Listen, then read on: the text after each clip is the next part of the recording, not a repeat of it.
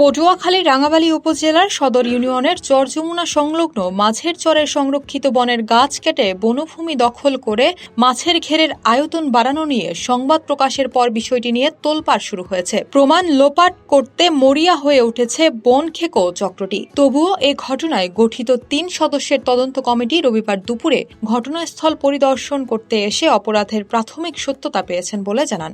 ইতিমধ্যে গাছ কাটার অপরাধে অভিযুক্ত ঘের মালিক জুয়েল শিকদার আসামি করে আদালতে মামলা করেছে বন বিভাগ। তদন্ত অফিসার আসছে একটা আলামত দেখছে, আলামত দেখিয়া সে বললে গেছে যে এই জায়গাটা ভরট করে দিয়া সমান করে দিয়া তোমার যে জায়গা আছে জায়গায় দেবেন নেবা।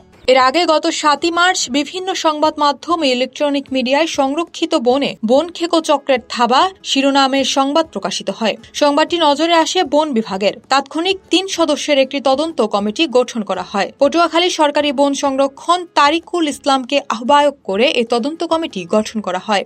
ইলেকট্রনিক মিডিয়া বিশেষ করে টিভি সংবাদ প্রকাশের পর আমরা আজকে বিভাগীয় বন কর্মকর্তা কর্তৃক গঠিত ৩ সদস্য বিশিষ্ট টিমের আমি আহ্বায়ক, আমার সাথে আপনারা আরও 2জন রেঞ্জ অফিসার আছে।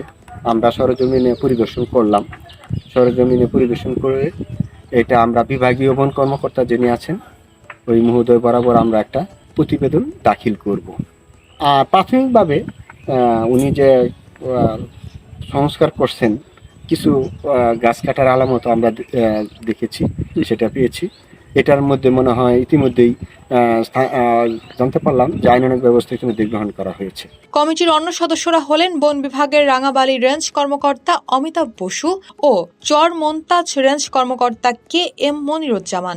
গঠিত এই তদন্ত কমিটি রোববার দুপুরে ঘটনাস্থল পরিদর্শন করেছেন। তদন্ত কমিটির আহ্বায়ক হিসেবে নেতৃত্ব দিয়েছেন উপকূলীয় বন বিভাগের পটুয়াখালীর সহকারী বন সংরক্ষক মোহাম্মদ তারিফুল ইসলাম।